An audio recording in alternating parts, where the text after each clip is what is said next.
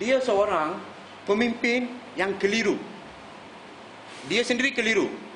Dalam 3 hari saja. First dia kata dia akan ambil tindakan terhadap saya melalui disiplin. Lepas tu dia ambil sendiri. Lepas tu dia kata saya sabotage. Lepas tu dia tukar allegation dia. So dia seorang pemimpin yang keliru. 25 tahun dia lawan dengan timbalan presiden dia, Dato' Subramaniam. Dia lawan saja dengan Dato' Subramaniam.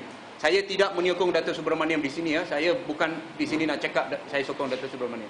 Saya hanya menentang Dato' Samyuluh, mendesak Samyuluh. Saya tidak menyokong mana-mana individu untuk di-highlightkan. Okey. Lepas tu dia kawan balik dengan Dato' Subramaniam. Lepas tu dia lawan balik dengan Dato' Subramaniam. Lepas tu dia kawan balik dengan Dato' Subramaniam. Lepas tu sekarang lawan balik dengan Dato' Subramaniam. Lepas tu Dato' Sodinathan. Dia yang bawa Dato' Sodinathan. Lepas tu lawan balik dengan Dato' Sodinathan setahun yang lebih. Lepas tu kawan balik. Lepas tu saudara Vicky, bekas ketua pemuda.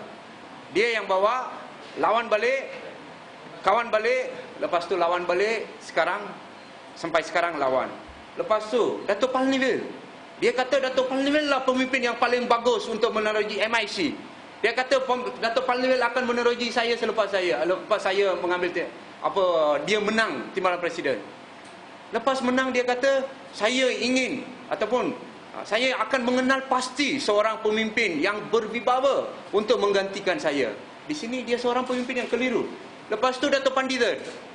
Dia kawan, lepas tu lawan, lepas tu kawan balik, lepas tu lawan balik, lepas tu masa dia meninggal dunia, dia sebagai kawan dia meninggal dunia lah. Govindaraju. Dato' Govindaraju. Dia kawan baik dia. Lepas tu lawan balik, lepas tu kawan balik. 31 tahun kejayaan Samyuluh adalah mengelirukan masyarakat India di negara ini. Dia seorang yang keliru. Dia tak faham mana yang lawan, mana yang kawan. So dia menghabiskan masa 31 tahun ini untuk lawan dengan mereka, lepas tu kawan dengan mereka. Ini je dia punya kerja lah. Lepas tu saya nak di sini menegaskan bahawa saya tak penting. Mugilan ini tak penting. Saya tak mahu jawatan lah. Saya tengah fikir macam mana nak pergi lepas ini. Saya tak mahu jawatan lagi. Saya tidak penting. Yang penting adalah parti. Saya mau menyeru Samyuluh. Biarlah saya jadi orang yang terakhir dipecat daripada parti. Jangan lagi besarkan orang yang akan dipecat daripada. Starting kita orang yang pecat-pecat ini naik kereta. Lepas tu orang yang dipecat-pecat ini naik bas. Lepas tu naik train. Sekarang kita nak kapal layar untuk orang yang dipecat. Terlalu ramai. Yang hanya saya beritahu ini Top Gun saja saya beritahu. Yang bawah-bawah ini ramai. Saya akan beritahu kemudian bila ni. Lepas itu di bawah pimpinan beliau pula muncul parti-parti India seperti Cendawan. Tengok IPF muncul, Makal Sakti. NUP, macam-macam parti saudara kita, lawyer Indra. Banyak parti lah, banyak parti yang ditimbul. Tengoklah banding dengan UMNO, banding dengan MCA. Kaum Cina ini pandai, kaum Melayu ini pandai, tak ada timbul parti-parti kecil. Kenapa MIC saja hanya ke majoriti yang kaum minoriti, banyak parti. Kenapa? Kerana Samyuluh akan pecat setiap orang dan mereka akan bawa parti sendiri. Parti ini dijadikan parti keluarga.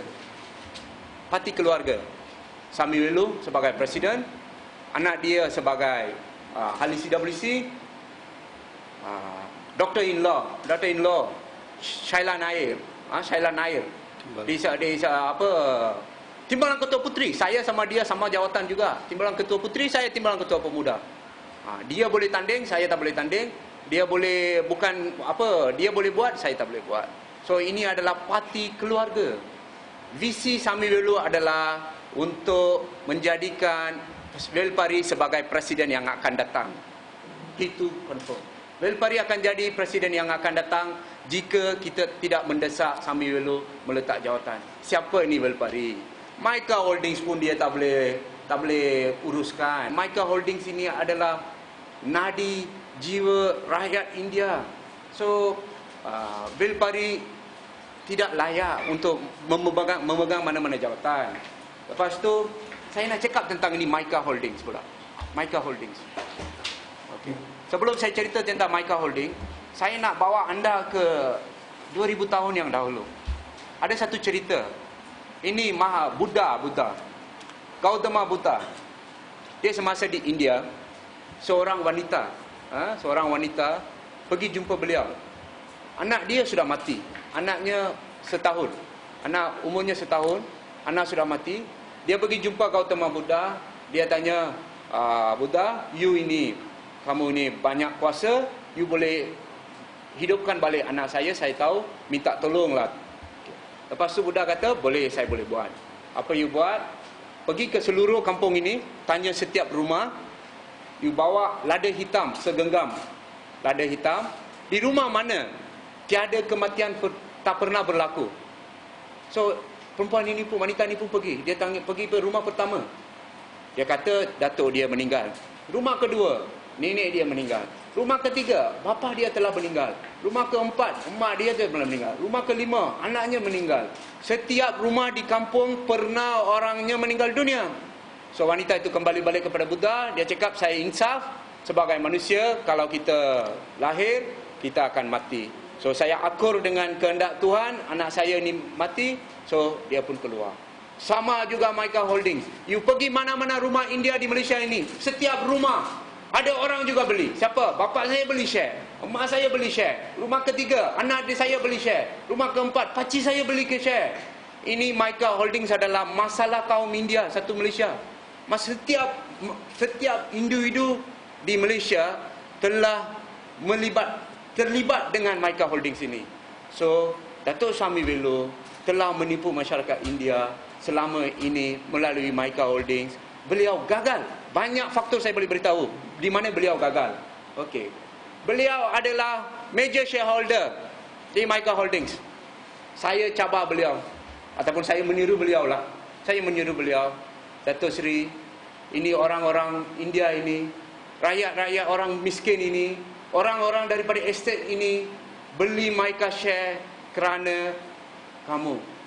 Mereka percaya kamu akan membawa komuniti ini ke tahap yang tinggi. Mereka telah percaya kepada kamu, mereka membeli Mica share, Mica Holding share. Pada hari ini, apa telah berlaku? Mica share akan dibeli balik dengan 80 sen.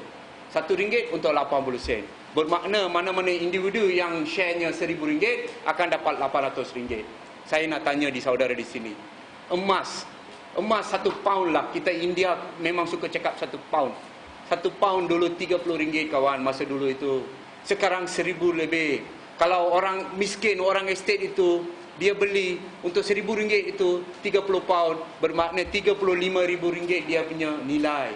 Dulu tanahnya murah. Untuk RM1,000 boleh beli tanah 2 ekar. Saya boleh beritahu mana nak beli. Masa itu. Sekarang tanah itu beribu-ribu ringgit. More than RM50,000. So, masyarakat telah ditipu di situ. Okey, saya meniru Datuk Syamil Bello. You major shareholder. Apa you buat? Apa Datuk Syamil Bello boleh buat? Yang share yang dia pegang dalam Mica Holding itu, dia bagi balik kepada orang-orang yang pernah beli Mica share itu. Cukuplah Datuk Seri Syamil Bello. Mereka invest kerana you. So, terpaksa Datuk Syamil Bello beri balik duit itu. Jangan ambil sesen pun daripada Mica Holdings yang akan dipulang balik kepada beliau. Sini saya nak beritahu ini. Dia mempunyai satu curse tau. Ramai yang membeli share itu dah meninggal dunia. Orang yang membeli share itu meninggal dunia.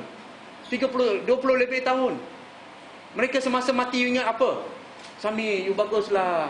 You boleh hidup lama ke? Dia cakap macam itu ke? You akan gembira lah. Dia akan cakap begitu ke? Dia cakap macam mana tau? Curse. Pasal itu banyak masalah dengan dia. Dia cepat lupa, banyak masalah timbul. Ini hati orang masyarakat India yang miskin, bapa miskin daripada estate, jual lembu, jual kambing, jual emas untuk beli share itu. So saya meniru Datuk Syamil Bello, jangan ambil duit daripada Mica Holdings itu, bagi balik yang share you punya itu, share Datuk Seri itu bagi balik kepada kaum India.